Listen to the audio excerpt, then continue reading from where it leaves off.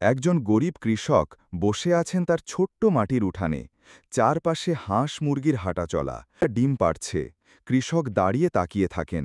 প্রকৃতির এ ছোট্ট আশীর্বাদ যেন হৃদয় ছুঁয়ে যায়। বাজারে কৃষক ডিম বিক্রি করছেন। প্রতিটি টাকাই যেন তার ঘাম ঝরা পরিশ্রমের স্বীকৃতি। মুখে তৃপ্তির হাসি, অভাবের মাঝেও এক চূড়ান্ত বিজয়।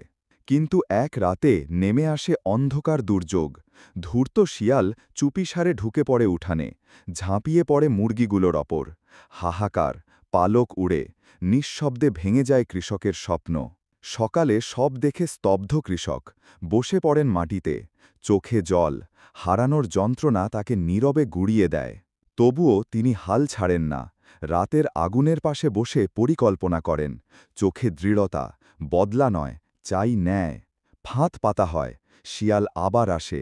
এবার আর রেহাই নেই। ধরা পড়ে সে। কৃষক সামনে এগিয়ে আসেন, হাতে লাঠি, চোখে দীপ্ত জয়ের আগুন। ভোরের আলোয় তিনি দাঁড়িয়ে, পেছনে